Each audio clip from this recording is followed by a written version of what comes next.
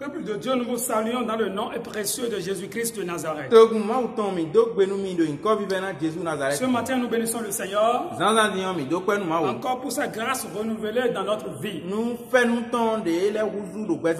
matin, nous allons lire dans Actes chapitre 9, le verset 10 à 18.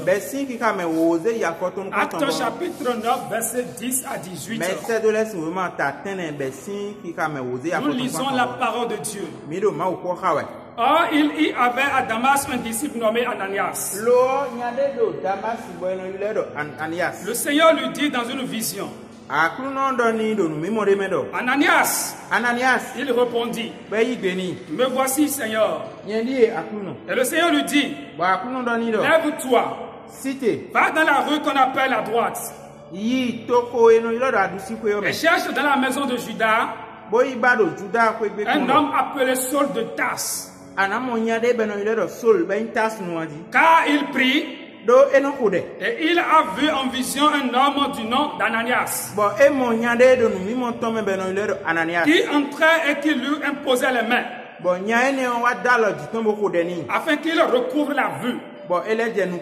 Ananias répondit: Seigneur, j'ai appris de plusieurs personnes tous les maux que cet homme a fait à tes saints dans Jérusalem.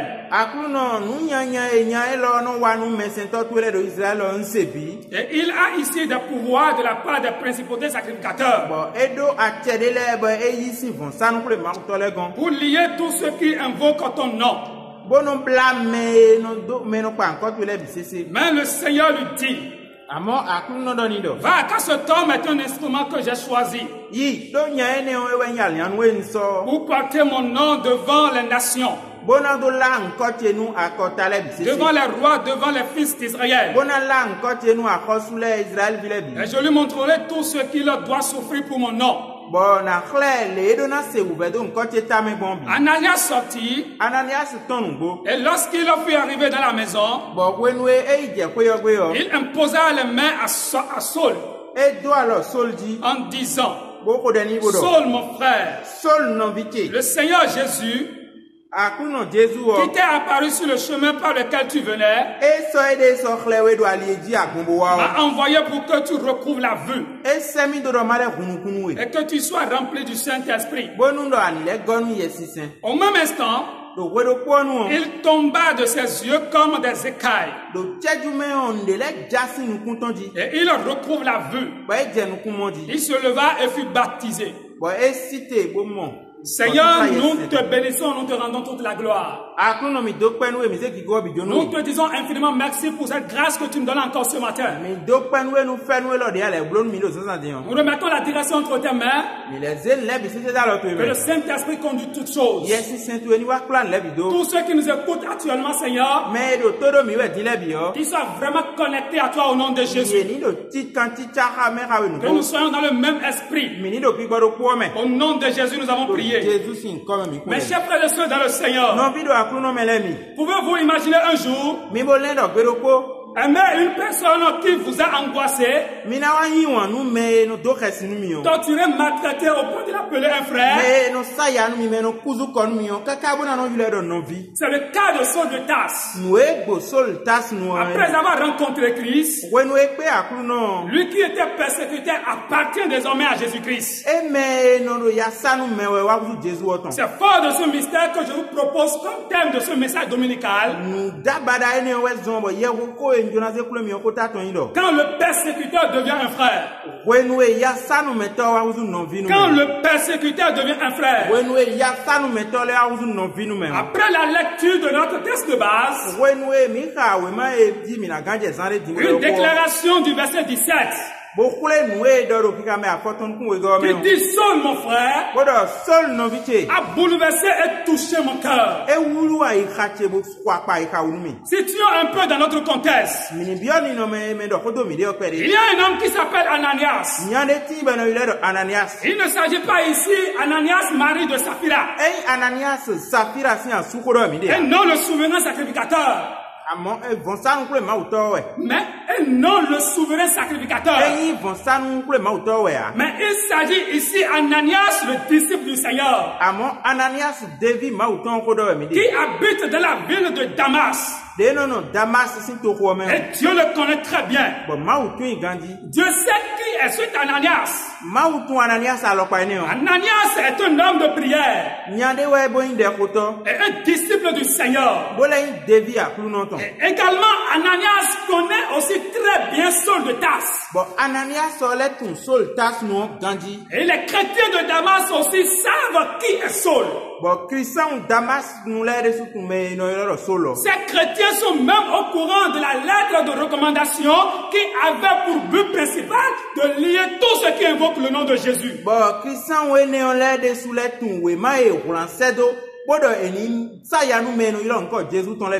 Ils savent que Saul de Tarse venait pour rendre captifs les chrétiens de Damas.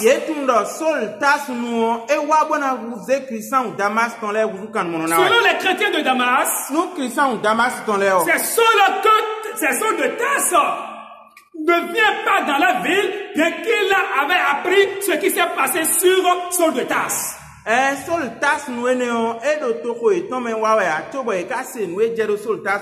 Pour eux, Dieu a arrêté Saul de Tarse sur la voie de Damas à cause de sa méchanceté.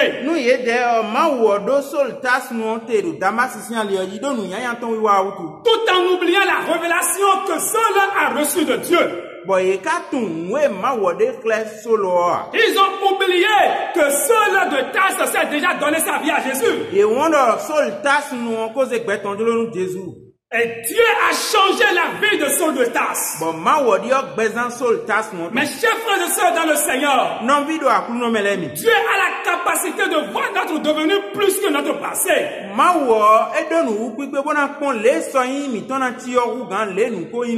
Dieu voit ce que vous pouvez devenir.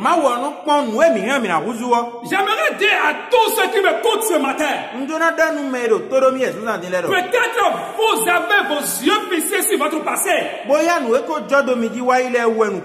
Ou bien les autres ont les yeux fixés sur votre passé. Mais laisse-moi vous dire ce matin que Dieu a la capacité de voir ce que vous allez devenir. Peut-être que lorsqu'on considère la vie de Simon et ses contemporains, lorsqu'il devait considérer la vie de Simon, il ne devait que voir Simon que renier du Christ. Mais Dieu voyait l'apôtre Pierre. Dieu voyait une future colonne de l'église de Jérusalem. Un futur pilier qui allait prêcher son nom.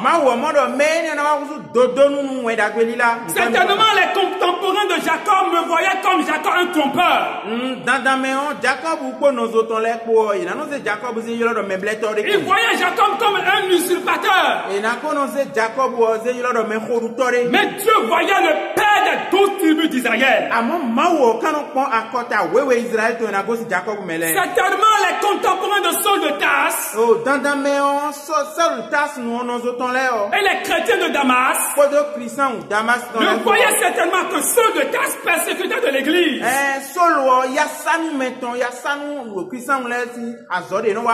Mais Dieu voyait un instrument de choix. Dieu voyait un apôtre pour la propagation de l'évangile. Notre Dieu est un Dieu merveilleux, mes chers frères et sœurs. Nous avons nos yeux sur ce qui les gens et ce qu'il accomplit, mais notre Dieu voit ce que nous pouvons devenir.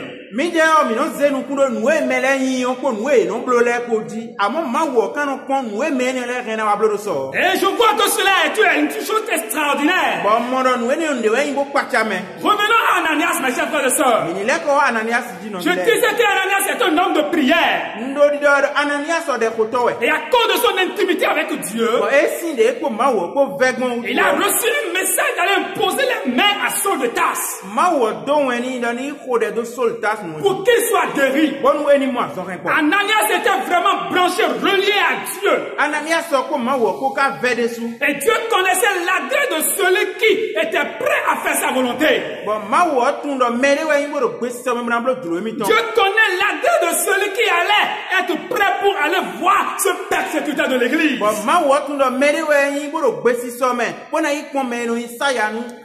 Dieu va parler avec Ananias. Voilà, il y a un homme qui s'appelle Saul de Tarse. Il est dans la maison de Judas. Dans une rue à droite appelée Damas. Il faudrait que tu ailles vers lui. Ananias n'avait pas tiré avec Dieu. Mais Ananias va dire, me voici, Seigneur. Ça, c'est un homme qui répond à l'appel de Dieu. Et effectivement, Ananias va aller au lieu et il commence à frapper la porte. Et certainement, quelqu'un lui ouvre la porte et il rentre dans cette maison. Et Ananias voit un homme. La Bible nous dit, Ananias rentre et voit Saul de Tarse. Et il lui pose la main de manière fraternelle. Ananias, un parmi les chrétiens, que Saul de Tarse avait persécuté, pose maintenant la main sur cet ennemi et il va dire, Saul mon frère, quelle est cette grâce? Saul persécuteur devient frère. Lorsque j'ai lu ces quelques mots, qui dit Saul mon frère, cela résonne et retentit en moi. Et j'ai dit, quel est cet amour? Ça, c'est un disciple de Christ. Mes chers frères et sœurs dans le Seigneur, le Seigneur cherche aujourd'hui des Ananias pour pouvoir envoyer, pour qu'ils portent l'amour fraternel pour les persécuteurs de l'église d'aujourd'hui. Regardons certainement quand Saul de Tarse apprenait qu'un chrétien allait venir prier pour lui. Oh, il allait se sentir confus, même honteux. Il allait poser certainement la question, qu'est-ce qui allait se passer? Moi qui ai persécuté les chrétiens, Saul attendait peut-être que quand Ananias arriva, il dira c'est bien fait pour toi. Ça fait longtemps que tu as persécuté les chrétiens. Mais au milieu de tous ces questionnements, une chose pleine de grâce prenne place. Saul sent un homme qu'il ne connaît pas, qu'il n'a jamais vu poser ses mains sur lui avec amour. Et il dit, Saul mon frère, lorsque je préparais ce message, il y a une chose qui s'est ressortie, qui est venu à mon esprit. Et j'ai noté, c'était incroyable parce que Saul de Tarse était venu à Damas pour rendre captifs les chrétiens de cette ville. Et finalement, c'est lui qui va être libéré par l'un de ces chrétiens. Oh, notre Dieu est un Dieu de surprise. Et maintenant, Saul, le méchant persécuteur, est devenu frère. Mes chers frères et sœurs dans le Seigneur, quand le persécuteur devient ton frère, quand le persécuteur devient ton frère, j'ai lu un jour un témoignage dans un livre intitulé Voyageuse de l'éternel. Dans ce livre, il s'agit du témoignage de Corrie ten Boom. C'est une jeune fille recueillie. C'est une jeune fille pendant la Deuxième Guerre mondiale.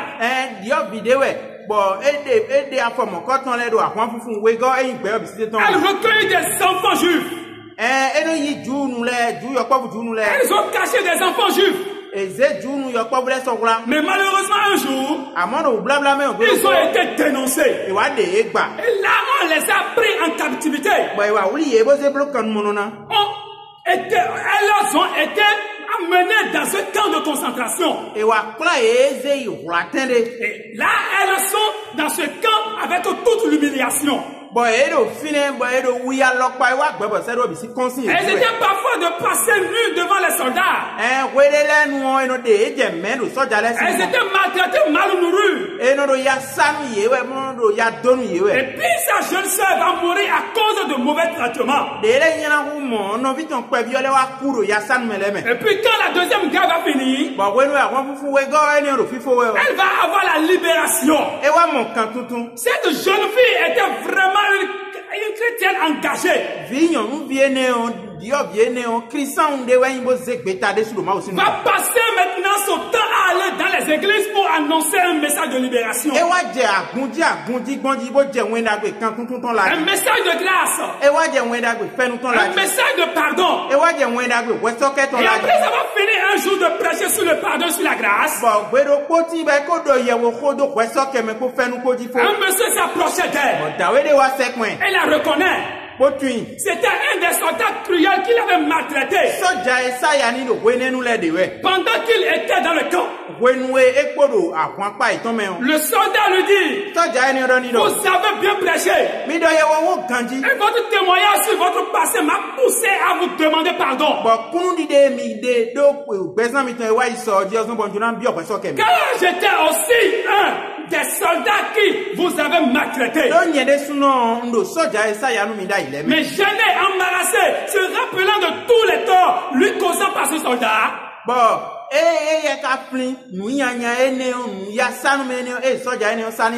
lui était très difficile de pardonner. Mais par le biais du Saint-Esprit, elle arrivait à pardonner. Et les deux pleuraient. Et ce homme, comme un chien, est devenu un frère. Quand un ennemi devient un frère, Saul de Tarse était un persécuteur de l'église. Il rentrait dans les églises, lapidait les gens, les jetait en prison. Et maintenant, parmi ceux qu'il avait jetés et qu'il avait persécutés, va-t-il: Saul, mon frère. Et au-delà de tout, Saul de Tarse doit intégrer à la famille de Dieu. Saul de Tarse fait partie maintenant de la famille de Dieu. Alors, il est intégré à la famille de Dieu. Et si nous lisons dans Actes chapitre 9, verset 19 à 25, nous avons constaté quelque chose. La Bible nous dit ceci: et après qu'il eut pris la nourriture et les forces lui reviennent, Saul restait quelques jours avec les disciples qui étaient à Damas. Et aussi il prêcha dans les synagogues que Jésus est le Fils de Dieu. Tous ceux qui l'entendaient étaient dans l'étonnement et disaient: n'est-ce pas celui qui persécutait à Jérusalem ceux qui invoquent ce nom? Et n'est-il pas venu ici pour les amener, pour les amener liés devant les principaux sacrificateurs? Cependant, Saul se fortifiait de plus en plus. Et il confondait les Juifs qu'il habitait à Damas, démontrant que Jésus est le Christ. Au bout d'un certain temps, les Juifs se concertaient pour le tuer. Verset 24. Et le complot parvient à la connaissance de Saul. On gardait les portes jour et nuit afin de lui ôter la vie. Verset 25. Mais pendant une nuit, les disciples le prirent et le descendirent par la muraille dans une corbeille. Mais chers frères et sœurs dans le Seigneur, imaginez comme j'ai dit tout à l'heure, nous sommes maintenant l'église de Damas, la communauté de Damas. Et là, on ne sait pas que Saul de Tarse avait déjà donné sa vie à Jésus-Christ. Un jour, pendant qu'il adorait Christ, Ananias et Saul de Tarse font leur entrée parmi les chrétiens. Quand les gens ont vu de Tarse derrière Ananias, toutes les femmes ont commencé par protéger les enfants et leurs maris, leur famille. Et là, il y a Ananias qui prend la parole. Et il a dit ceci. Calmez-vous, calmez-vous. Saul de Tarse a rencontré Christ. Et maintenant Saul de Tarse est notre frère. Et là, toute l'église s'est retrouvée à nouveau la joie. Aussi, un jour, Saul de Tarse est allé dans la synagogue après sa rencontre avec Christ.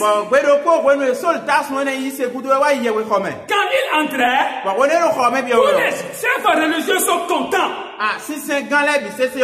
Il dit, enfin, il arrive, il va arrêter ces hérétiques chrétiens. Et la Bible nous dit ceci. Saul de Tarse monte et qu'est-ce qu'il a fait? Il prêche que Jésus est le Fils de Dieu. Au lieu de persécuter Christ, en apprenant cela, ces chefs religieux sont étonnés. Alors que la Bible nous dit qu'ils s'étaient confondus en disant que Christ est Fils de Dieu. À l'époque de Saul, qui à Damas, quel rabbin était capable de tenir la tête devant Saul de Tarse? Saul de Tarse devait, comme Jésus, il devait fatiguer les chefs religieux. Parce qu'il connaissait plus le judaïsme, plus sur le judaïsme que les rabbins. Vous imaginez? Si un jour, je me suis levé pour aller convaincre maintenant les féticheurs, aller convaincre les sorciers, ça peut sembler ridicule parce que je n'ai pas trop de connaissances dans le domaine. Mais Saul de Tarse était levé au pied de Gamaliel. Il était fils de pharisien. Mais bien aimé dans le Seigneur, il y a des chances que nous voyons aujourd'hui dans nos familles, même dans le pays, comme ennemis du christianisme, parce qu'ils sont des Sauls de Tarse de nos jours. Mais faut-il les négliger? Non, nous devons prier pour leur conversion. Un jour, lors de ma sortie pour l'évangélisation, j'ai rencontré un musulman qui menait souvent des débats avec les chrétiens. Il est vraiment costaud. Il arrivait à faire chanceler tous les chrétiens si tu n'es pas vraiment affermi. Et cela m'énervait, je cherchais comment l'affronter. Mais j'ai compris que le mieux c'est de prier pour sa conversion. Pour qu'il devienne frère, et cela fera ma force. Les scientifiques qui nous méprisent aujourd'hui, qui nous ridiculisent, qui sont les ennemis de l'évangile. Imaginons un peu, s'ils donnaient leur vie à Christ, si par exemple moi qui suis devant vous ou bien moi qui vous parle, je vois les grands scientifiques, ils j'essaie de leur prouver que Jésus est Seigneur, ils vont rire de moi. Mais si demain, il y a des grands scientifiques qui sont convertis au christianisme, si un jour, ceux qui avaient combattu les chrétiens donnent leur vie à Jésus, vous imaginez l'impact qu'il peut avoir quand un ennemi devient un frère. Cela devient faramineux, mes chers frères et sœurs. Saul de Tarse était un persécuteur de l'église. Mais lorsque Saul de Tarse était devenu un frère, il a confondu tous les rabbins de cette génération avec l'évangile. La Bible nous dit que Saul confondait. Lorsqu'un ennemi devient un frère, son camp à lui devient son adversaire, mes chers frères et sœurs. C'est pourquoi nous devons prier, mes chers frères et sœurs, afin que les ennemis deviennent maintenant un frère. Ne partons pas en guerre contre eux parce que quand nous le faisons, nous partons en guerre contre la chair et le sang. Mais partons plutôt en guerre contre les puissances démoniaques. Et prions afin que ceux qui sont ennemis de Dieu puissent rencontrer Christ sur le chemin de Damas. Alors, quand ils vont rencontrer Christ, ils vont confondre le monde entier. Comme Saul de Tarse confondait les Juifs, et aussi ils vont confondre ceux qui sont dans l'espace à eux.